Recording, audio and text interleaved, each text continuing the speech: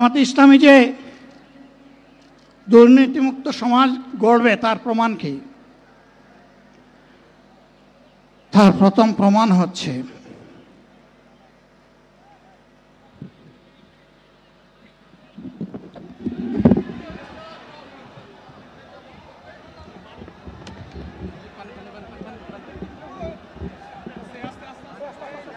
আপনারা অবস্থান করুন যার যার জায়গায়। আপনাদের সবকিছু দেখার স্থান পরিবর্তন করবেন না, সবাই জায়গায় থাকেন, সবাই তার নিজ নিজ জায়গায় অবস্থান গ্রহণ করেন, সবাই তার নিজ নিজ জায়গায় অবস্থান গ্রহণ করেন। আপনারা নিজ নিজ জায়গায় থাকুন, প্রয়োজনীয় দিক নির্দেশনা দেওয়া হবে।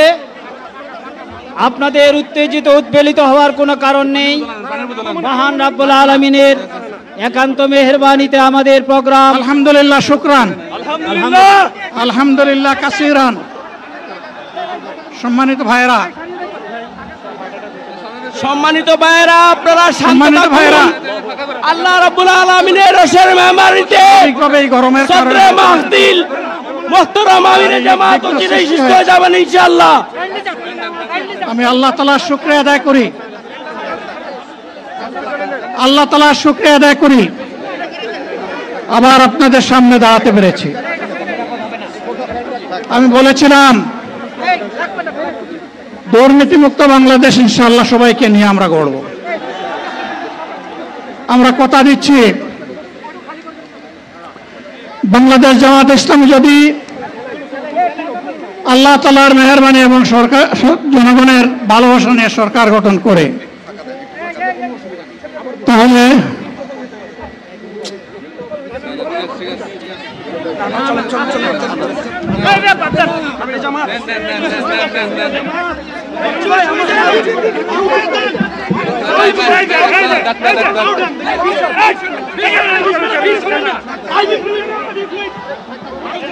আপনারা নিজ নিজ জায়গায় অবস্থান করুন।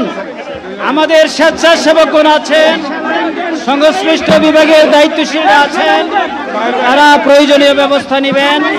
কারো মাইকের সামনে আসার দরকার নেই।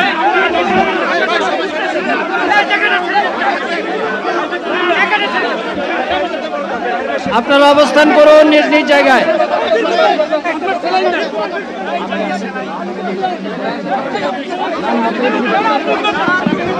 সবাই মেহেরবানি করে শান্ত হয়ে বসুন, শান্ত হয়ে বসুন, শান্ত হয়ে বসুন।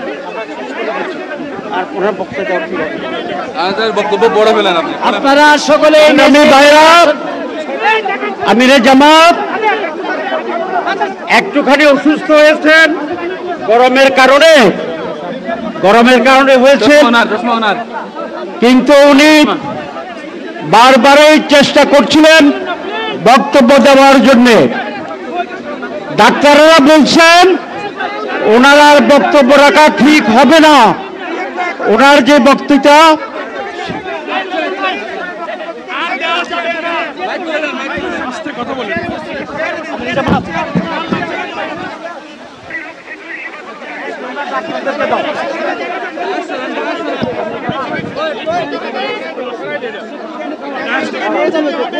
আপনারা নিজ নিজ আসনে উপবেশন করুন। সংগঠনের দায়িত্বশীলগণ প্রয়োজনীয় দিক নির্দেশনা দিবেন। আপনাদেরকে নিজ নিজ জায়গায় অবস্থান করার জন্য অনুরোধ করা হচ্ছে। দেন না এখানে আপনাদের এই ড্রোনগুলো আলহামদুলিল্লাহ, আলহামদুলিল্লাহ। আরে আল্লাহ যত সময় হায়াত দিয়েছেন, আল্লাহ যত সময় হায়াত দিয়েছেন তত সময় মানুষের জন্য লড়াই করবো ইনশাআল্লাহ। এ লড়াই বন্ধ হবে না। বাংলার মানুষের মুক্তি অর্জন হওয়া পর্যন্ত আমাদের লড়াই অব্যাহত থাকবে। বলছিলাম জামাতে ইসলামী যদি আল্লাহর ইচ্ছা এবং জনগণের ভালোবাসায় বাংলাদেশের মানুষের সেবা করার সুযোগ পায়, তাহলে মালিক হবে না, সেবক হবে ইনশাআল্লাহ। আজ আমি ঘোষণা দিচ্ছি, লক্ষ জনতাকে সাথে নিয়ে বাংলাদেশ জামাতে ইসলামী থেকে যারা আগামীতে সংসদ সদস্য হিসাবে নির্বাচিত হবেন, আরে আপনারা কথা বন্ধ করেন, আপনারা কথা বন্ধ করেন, সবাই বসে পড়েন। সবাই বসেন বসেন, কেউ দাঁড়াবেন না, সবাই বসেন। যদি আল্লাহর ইচ্ছায় জনগণের ভালোবাসায় বাংলাদেশ জামাতে ইসলামিক থেকে সংসদ সদস্যরা নির্বাচিত হয়ে সরকার গঠন করেন, তাহলে কোনো এমপি, কোনো মন্ত্রী আগামীতে সরকার কিন্তু প্লট গ্রহণ করবে না। কোনো এমপি এবং কোনো মন্ত্রী ট্যাক্সবিহীন কোনো গাড়ি চড়বে না। কোনো এমপি এবং কোনো মন্ত্রী তার নিজের হাতে কোনো টাকা চালাচালি করবে না। কোনো এমপি এবং কোনো মন্ত্রী যদি তার নির্দিষ্ট কোনো কাজের জন্য বরাদ্দ পেয়ে থাকেন, কাজ শেষ হওয়ার সাথে সাথে বাংলাদেশের 18 কোটি মানুষের কাছে তারা তার প্রতিবেদন তুলে ধরতে বাধ্য হবে। সম্মানিত বন্ধুগণ, চাঁদা আমরা নিব না, দুর্নীতি আমরা করব না। চাঁদা আমরা নিতে দেব না, দুর্নীতি আমরা সহ্য করব না। এই বাংলাদেশটাই আমরা দেখতে চাই। যুবকদেরকে আমরা স্পষ্ট ভাষায় বলতে চাই, বন্ধুগণ, তোমাদের সাথে আমরা আছি। আমি আজকে জামাতের আমির হিসাবে এখানে কথা বলতে আসিনি। আমি এসেছি বাংলাদেশের 18 কোটি মানুষের একজন হয়ে কথা বলতে। আমি শিশুদের বন্ধু, আমি যুবকদের ভাই, আমি বয়স্কদের সহযোদ্ধা, আমার বোনদের আমি ভাই। সুতরাং তাদের মুক্তির জন্যই আমি দায়িত্ব নিয়ে আজকে এখানে দাঁড়িয়েছিলাম। আল্লাহর ইচ্ছা শরীর আমাকে সাময়িকভাবে সহযোগিতা করে নাই, এটাও আল্লাহর ইচ্ছা যে এখন আল্লাহ আমাকে কথা বলার সুযোগ দিচ্ছেন। আমি বলতে চাই, বাংলাদেশের নির্দিষ্ট কোন শ্রেণীর মুক্তির জন্য আমাদের এই লড়াই নয়। রাস্তার একজন পরিচ্ছন্নতা কর্মী, চা বাগানের একজন শ্রমিক, রক্ত পানি করে ঘাম জড়ানো আমার একজন রিক্সা চালক ভাই মাঠে ময়দানে বাংলাদেশের মানুষের মুখে যারা এক মুঠো ভাত তুলে দিতে চায়, আমার সেই কৃষক বন্ধুটি, আমি তাদের হয়ে আজকে এখানে কথা বলতে এসেছি। আমি কোনো অভিজাত শ্রেণীর হয়ে এখানে কথা বলতে আসিনি। আল্লাহ তাআলার অশেষ মেহেরবানি, আজীবন সকল রক্ত চক্ষুকে উপেক্ষা করেছি, জেল জুলুমের পরোয়া করি নাই। আমার আফসোস, 24 সালে জাতিকে মুক্তি দিতে গিয়ে যারা জীবন দিয়ে শহীদ হলো, আমি তাদের একজন হতে পারলাম না।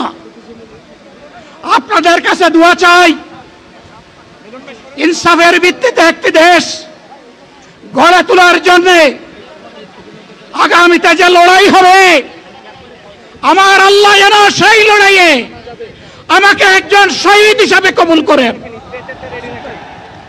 সম্মানিত বন্ধুগণ, আমাদের প্রিয় শহীদ নেতৃবৃন্দ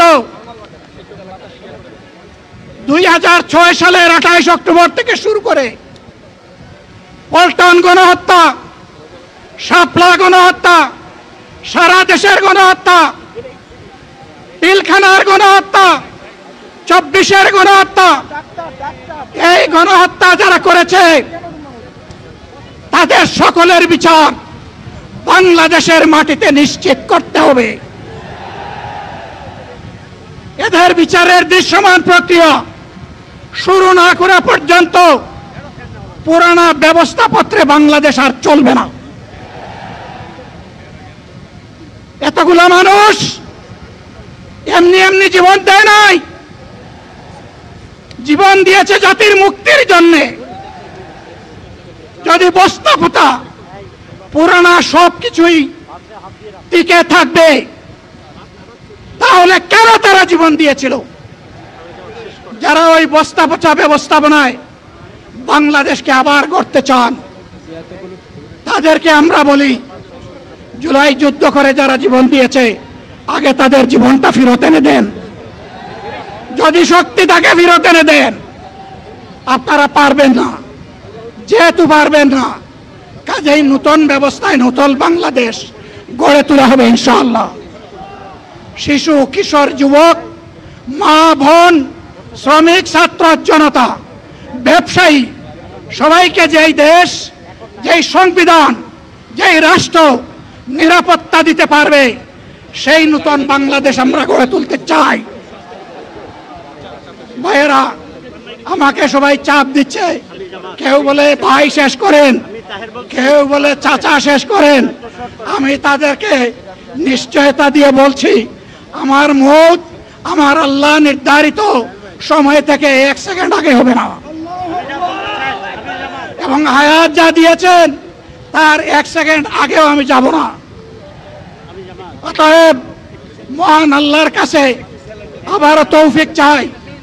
আপনাদের কাছে যে কষ্ট হয়েছে, আপনারা, আমি তো এখানে শান্তিতে বসাচ্ছিলাম আর চতুর্দিকে শুধু দৃষ্টি বুলাচ্ছিলাম, কি কষ্ট হচ্ছে আমার ভাইদের। প্রিয় ভাইরা, এই কষ্ট আল্লাহর জন্য। এই কষ্ট কার জন্য?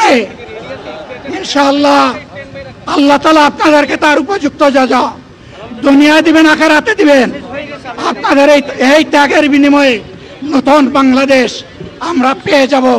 আসুন সেই নতুন বাংলাদেশের জন্য একবার স্লোগান দিয়ে শেষ করি, নারায়ে তাকবীর। আসসালামু আলাইকুম ওয়া রাহমাতুল্লাহ।